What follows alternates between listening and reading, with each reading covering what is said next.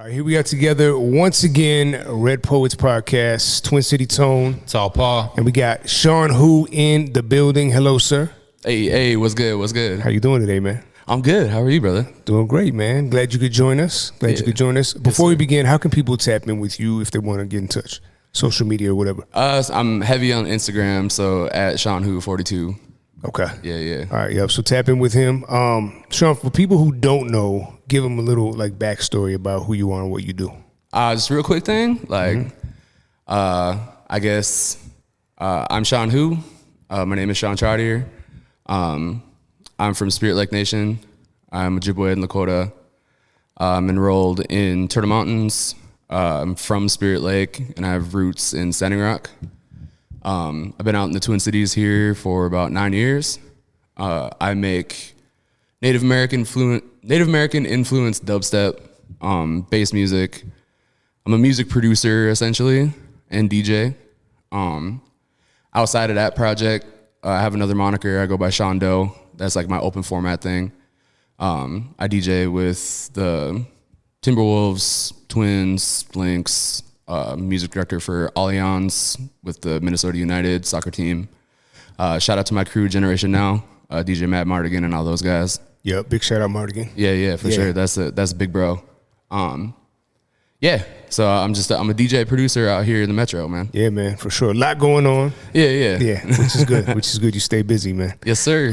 So I guess that's where we'll begin. Is like, how did you get started? With the music, like what was your musical journey like growing up as a kid? Did you always kind of have a thing for music and aspire to be what you are today, or like how did that happen? Oh yeah, I'm quite literally living my dream right now. Like we made it happen type thing. You know what I mean? Yeah.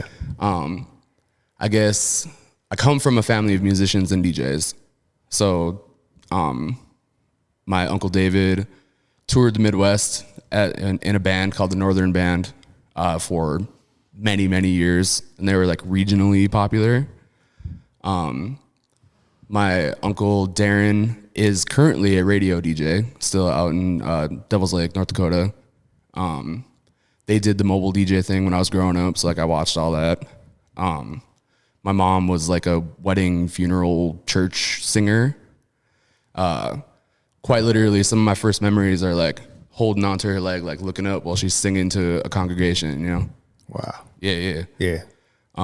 So like being in front of a crowd is it's nothing to me, you know what I mean? Like it's a second nature type thing. Yeah.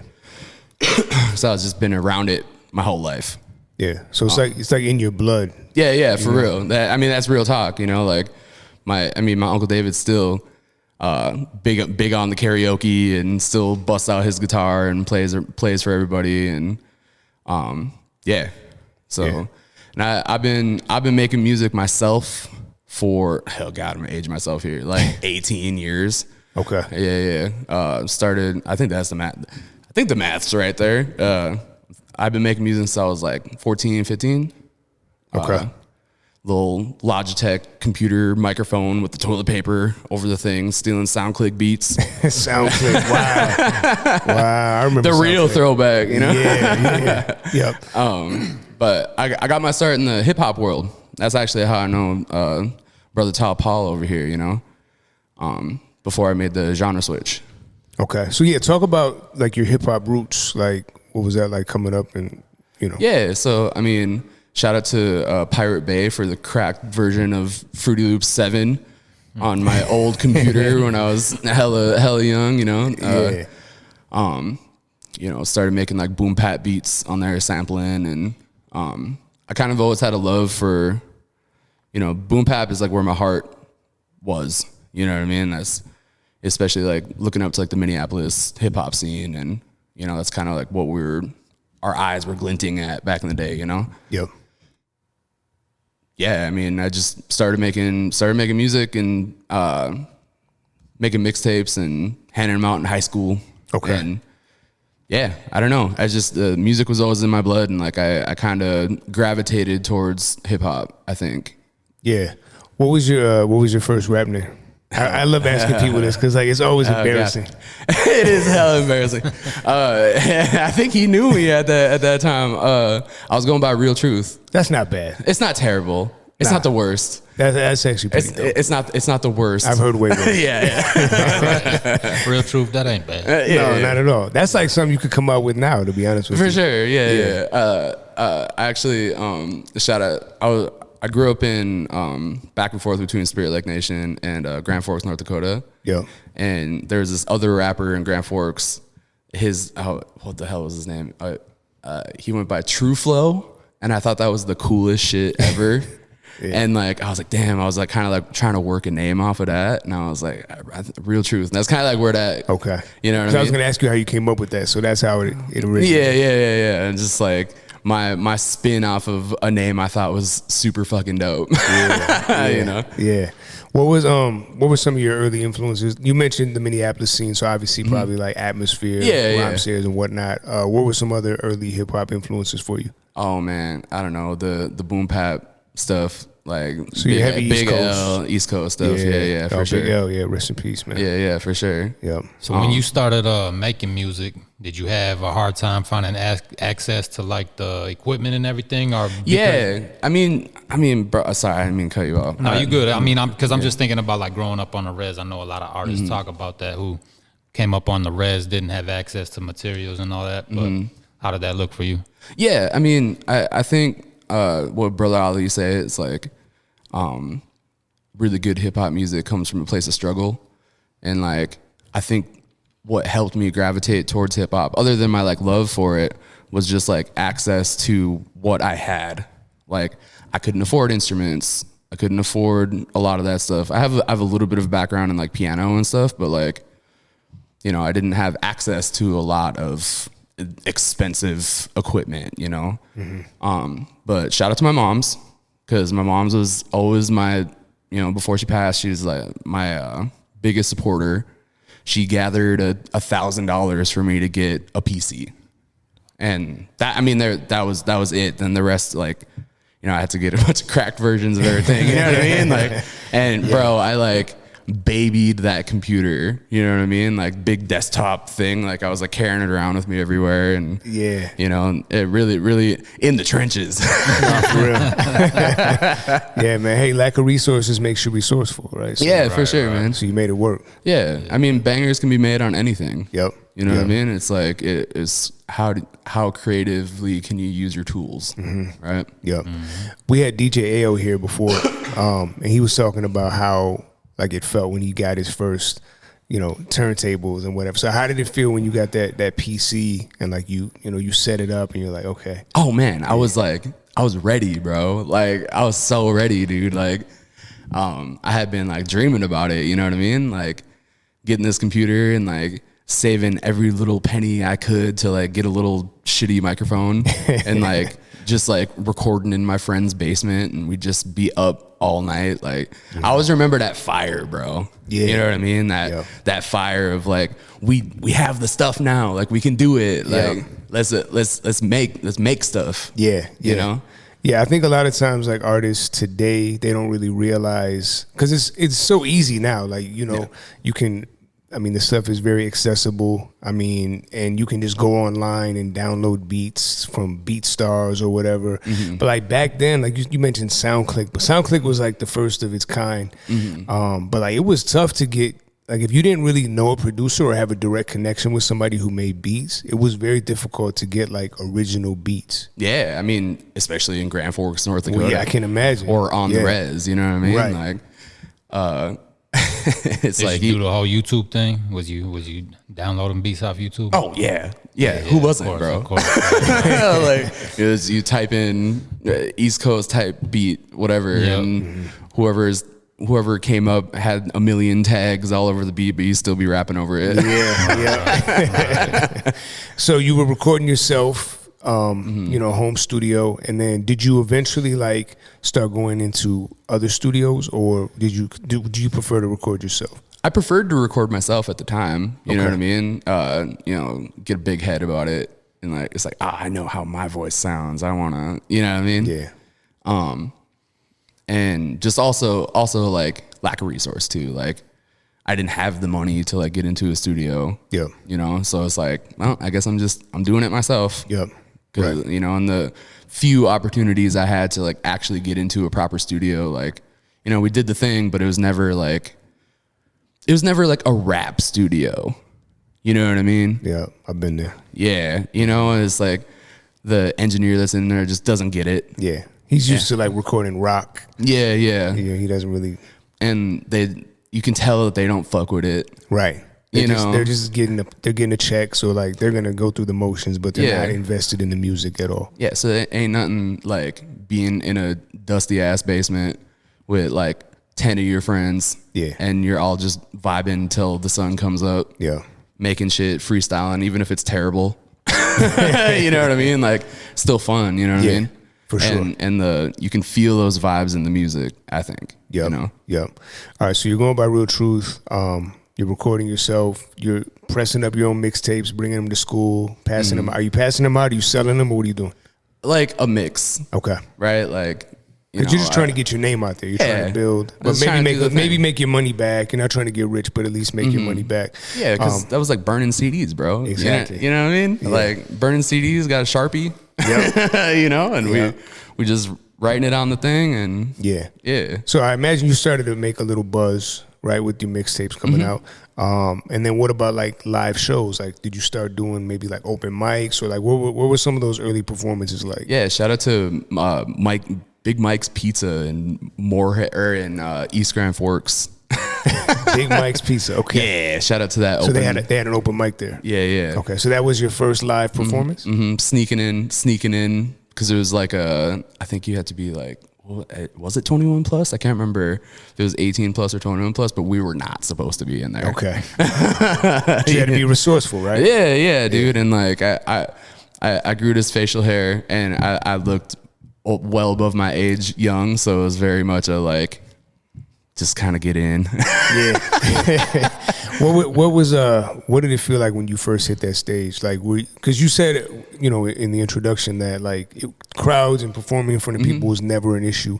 Was it always like that? Like the first time you hit the stage, like were you scared at the open mics, or were you? Yeah, I think it was a thing of like, yeah, I can get in front of a crowd, and there's a difference between like getting in front of a crowd performing something that's not yours, but when you're performing something that's yours, it's like way more vulnerable, right? So it's like you're sharing your art, and so I was hella nervous. You know what I mean? But I got through it. You know what I mean? Like, I think the first couple times were a little trying to figure out mic work, trying to figure that out. You know what I mean? Yep.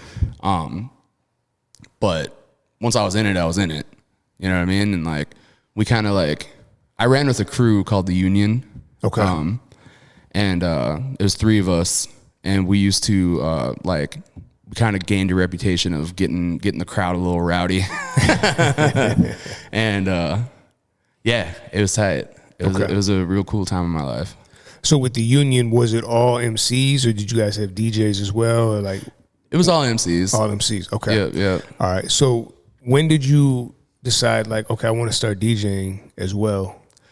So shout out to our mutual friend Mike Jordan, Jordan Breen. Yeah, shout out Mike Jordan. That's my guy. So I was in the producing thing.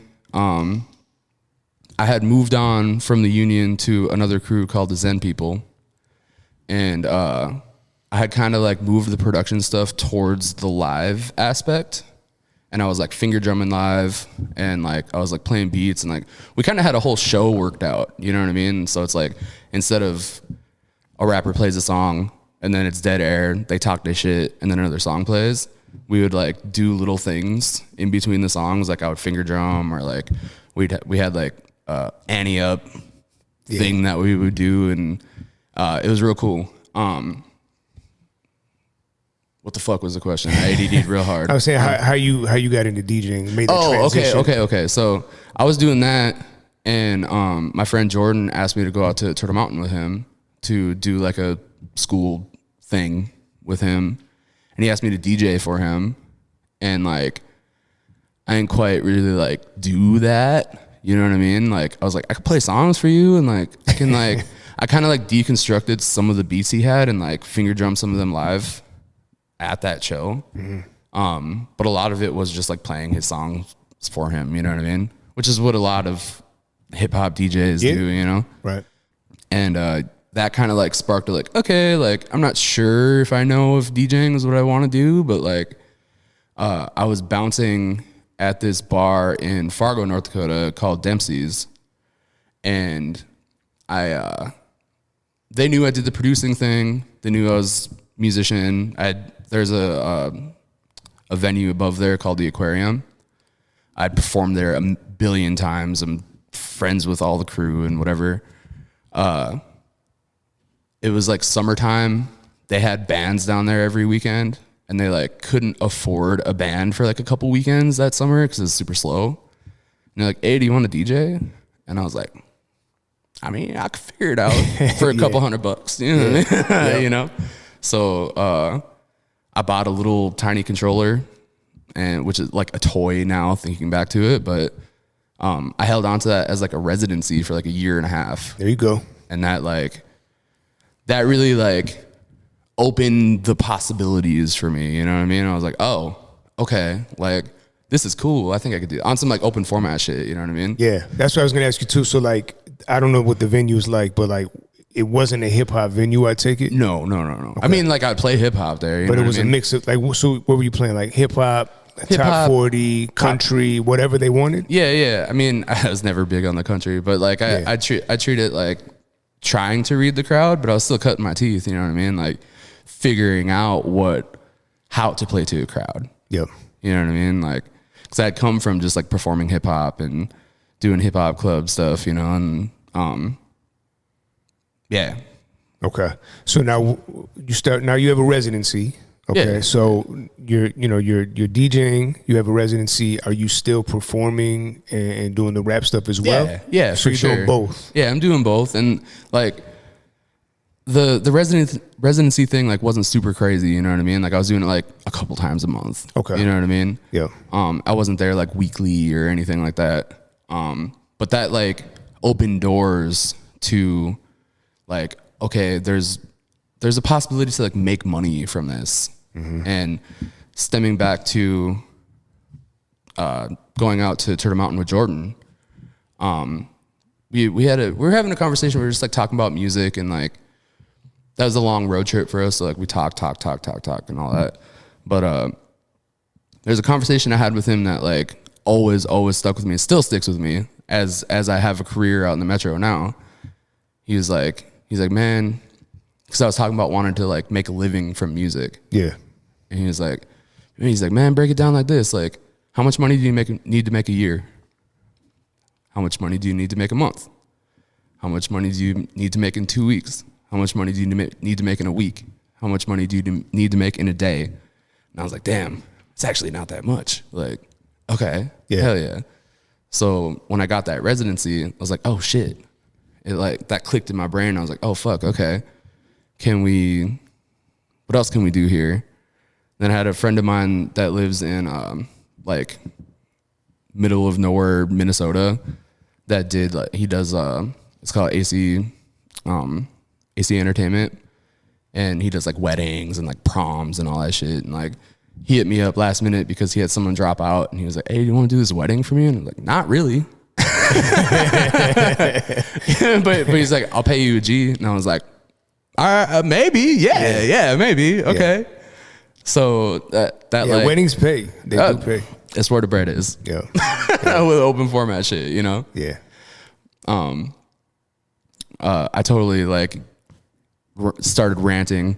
I forgot what the original question was, but no, we were talking about, you know, you were still DJing and you were still performing. Yeah. And you were talking about the conversation you had with Mike Jordan about making a living off of the music. Yeah. You got booked for a wedding, so you can make $1,000 DJing. Yeah. So I like performing and you know, doing the open format stuff. Like I was doing both, you know, but the performing stuff doesn't pay anything really. Half the time it's like we're coming out of pocket to go play these shows, or like in my younger years I got caught up in the pay for plays and all that bullshit. Like we'll give you 10 tickets and whatever, and you can make $2 off the top of it or whatever, you know. What was the name of that? There was like an organization or an agency that used to reach out to artists, and I remember that. They would always email me, and I was like, no, I'm good. But I I don't know. You might not have got those emails. But they were in Minneapolis. I don't know if they were in other cities as well. But like, I can't think of it. But you know exactly what I'm talking about. You want to open for Lil Wayne? It's like, damn, okay. Right. But yeah, so you said you got caught up in some of the pay for play stuff. Oh yeah. I mean, didn't we all? You know what I mean? Like, it's like they hit me up. You know what I mean? Thinking you're hot shit. Well, they got you feeling important, right? Yeah, for sure. And it's predatory as fuck. And we're all old enough to know that now. But yeah. So obviously the DJ stuff was paying you better than the rapping stuff, right? Mm-hmm. But did you enjoy the DJ stuff just as much as rapping, or was it more just to get a check? I mean, it's like, it depended. Yeah. You know what I mean? Because like, I started taking weddings and like proms. Proms were fun. Proms are fun. You know, they were. Now, not so much. I don't like to do it anymore. TikTok ruined everyone's attention span. Yeah. But you know, I had fun doing them. You know what I mean? And I love performing for people. I enjoy entertaining people.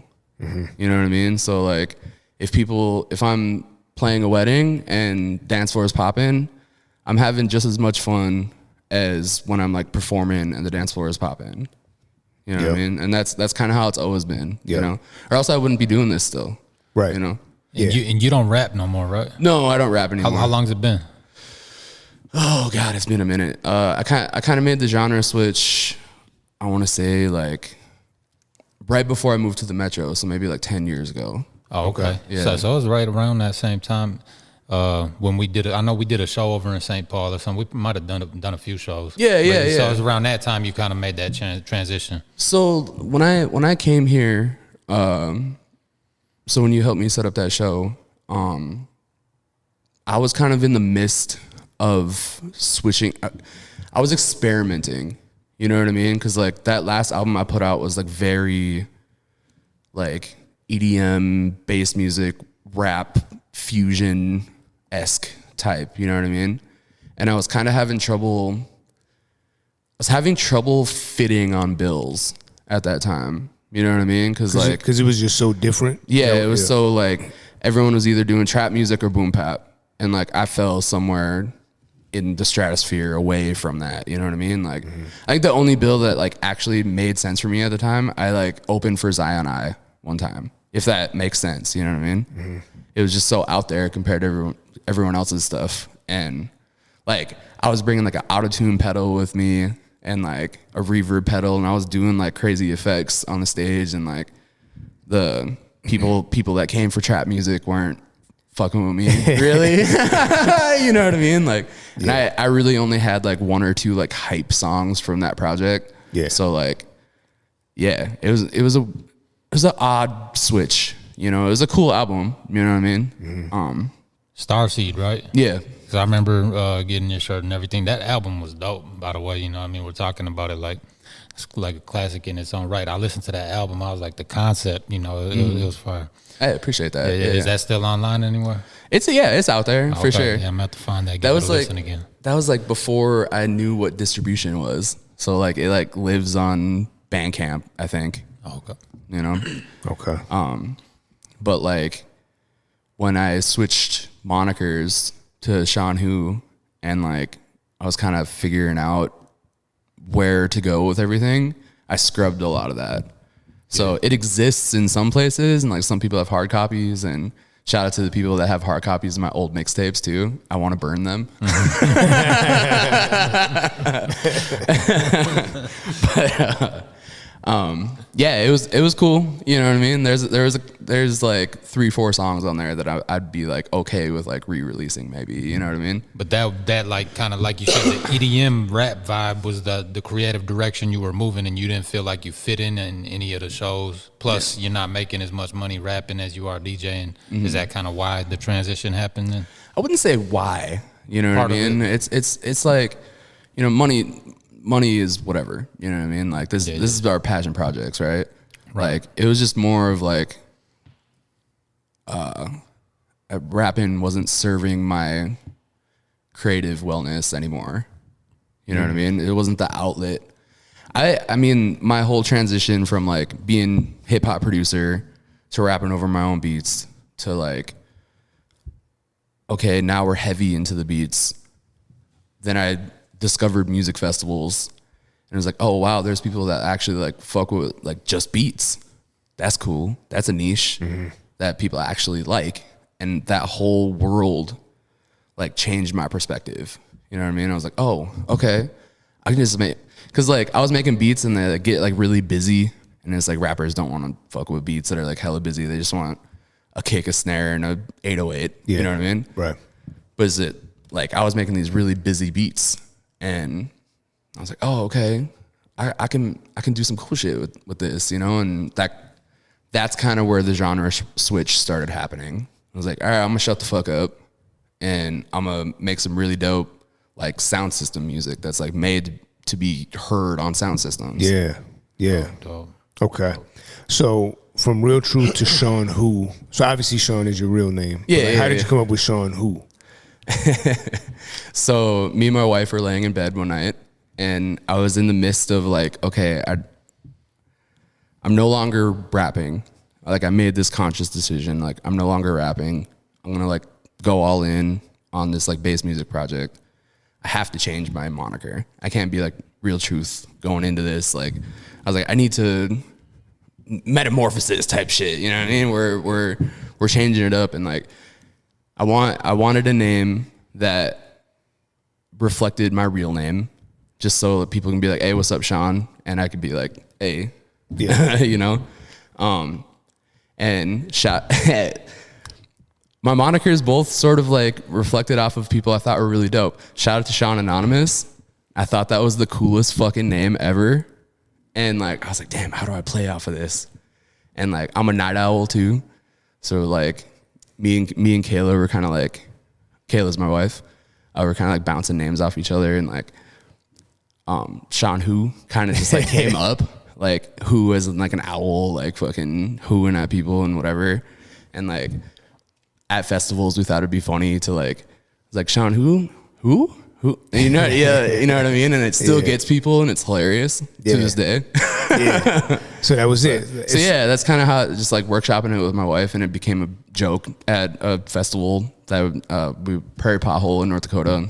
No longer RIP, doesn't happen anymore, but we used to go out and we went out there like 7 years in a row and like turned into a big joke out there and like, yeah. I'm super unserious, even though my music is hella serious sometimes, you know? Yeah. So when you made that transition, so like you said, like rapping just wasn't really serving your creatively anymore, right? Yeah. So you made the conscious decision to you know, give it up, hang it up. Was it difficult though for you to walk away from that? Or was it kind of like you just knew this, you know, this was it? I think it was kind of that. Like I was like, I don't know. Like I was just having so much fun experimenting with beats that like it kind of naturally happened. Yeah. You know what I mean? Yeah. And wanting to go all in on it, like there might be a day where I'm sitting with a beat and I was like, I'll chop over this real quick.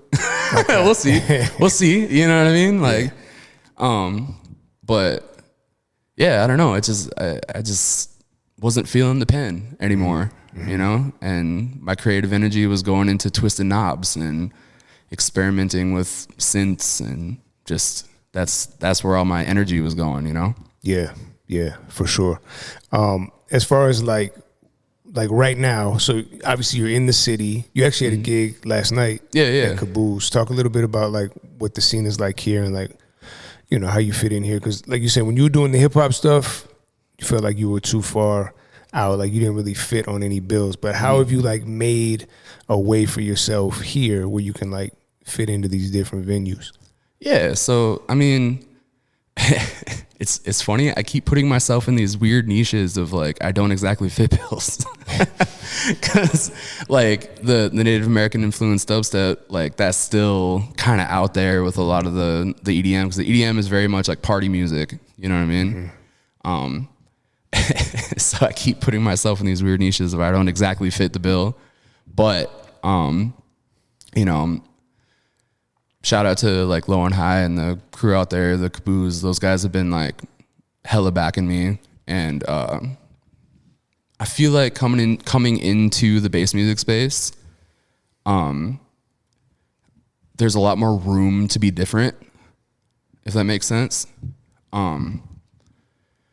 They're a lot more open to like hearing crazy new sounds, you know what I mean? And like there's maybe like 5 people on Turtle Island that are doing what I'm doing. Okay. You know what I mean? Yeah. So like for a lot of times, like when I'm playing like my song Mashkiki or Sneak Up and all that, it's like it's the first time people are hearing stuff like that. So like, what the fuck? You know? And shout out to the bass music community, because if you get people saying what the fuck, that's a good thing. You know what I mean? Like,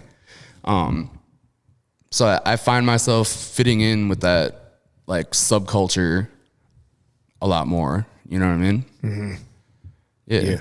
You talked a little bit earlier about like DJing at the Target Center for the Timberwolves. Mm-hmm. You know, doing some stuff for you've DJed at Twins games as well, right? Yeah. Twins games. You know, with the soccer field as well. Like, talk a little bit about doing the stadiums and how you got into that and what that's like. For sure. So my other moniker I go by is DJ Shondo.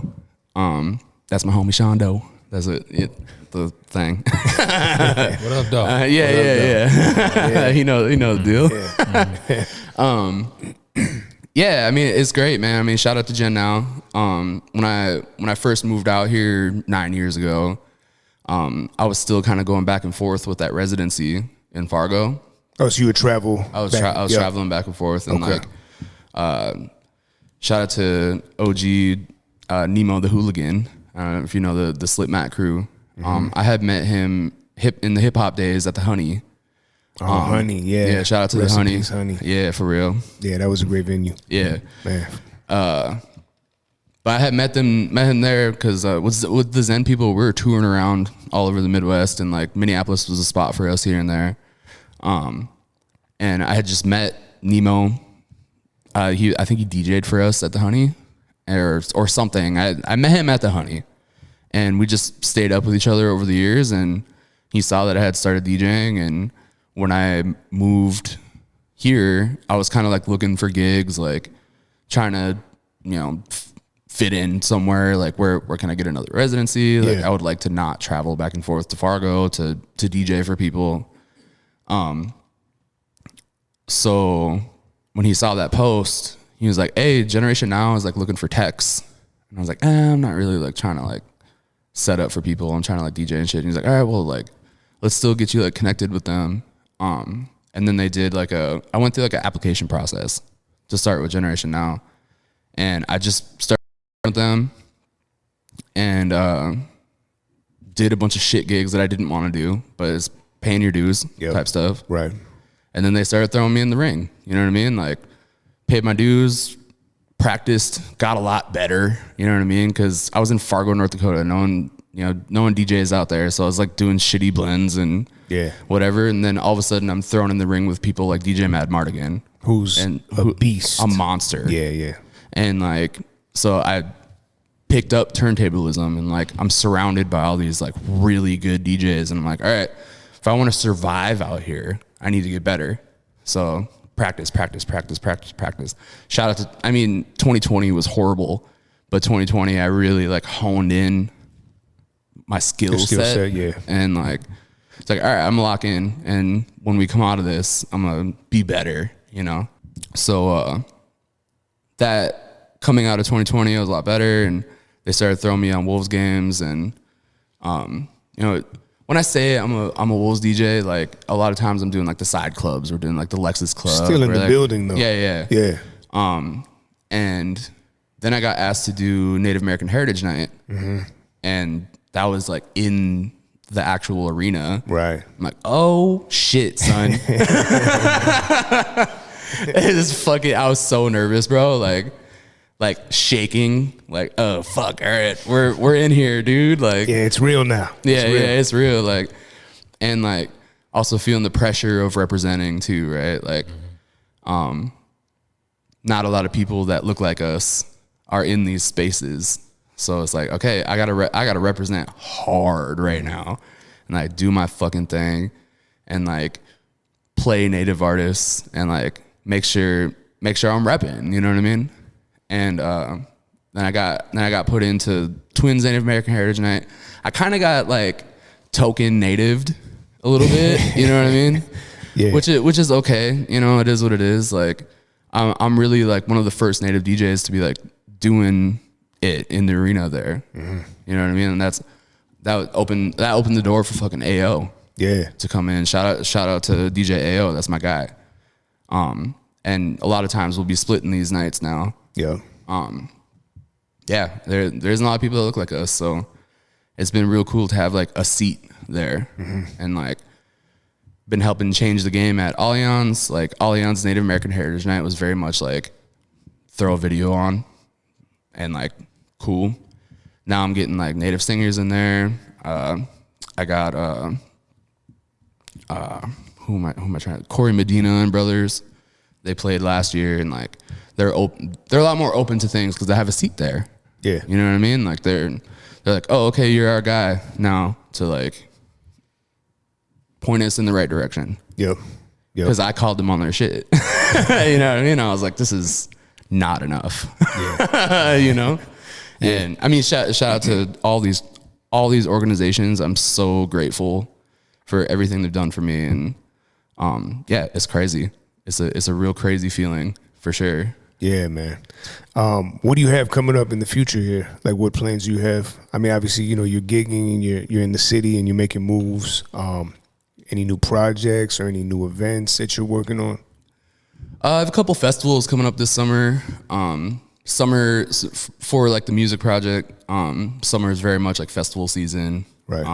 You know, shows will start coming along in fall time, and I'm just gonna be releasing music. I'm kind of on a thing of like just dropping singles. I'm not really dropping full projects. Yeah.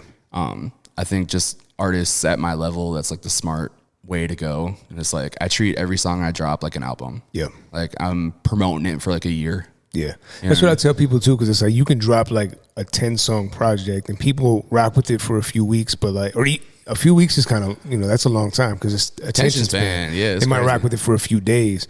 Whereas like you could take those 10 songs and just spread it out, and now you're always in their ear with every release. So yeah, taking that Russ approach. Yeah. That's real shit. You know, like the attention span's crazy. You know, and I feel like this sort of formula is working for me because like every time I'm dropping a single, I'm trying something like a little bit different, right?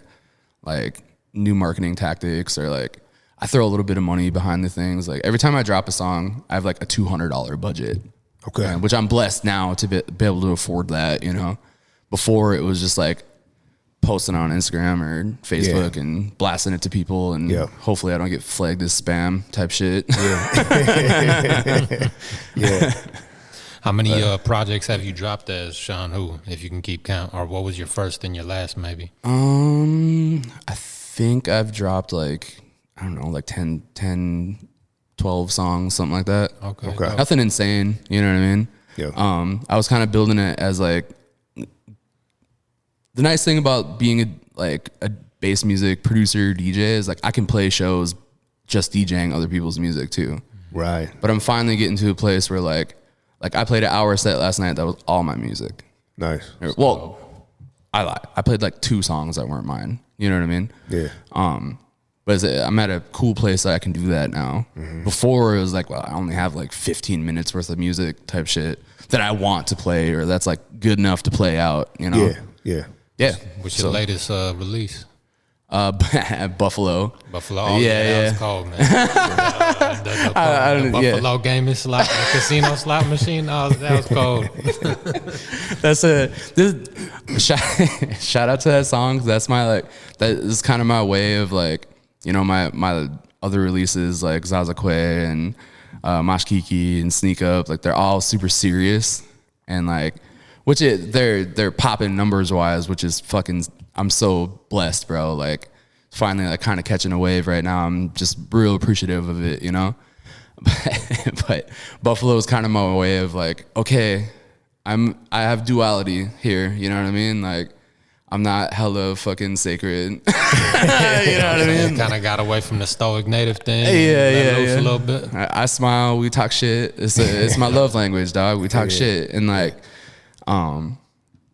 yeah, Buffalo is kind of my way of getting out of that. Not that I'm going to completely get away from it, but like, it's like, okay, he makes songs that aren't hella serious now, you know? Yeah.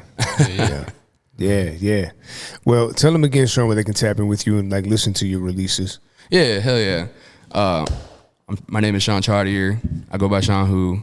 You can tap in with me Instagram, Shawn Who 42. You can find me on Spotify, pretty much anywhere you listen to music. Spotify, SoundCloud, Apple Music, all the things. I figured out distro now. There you go.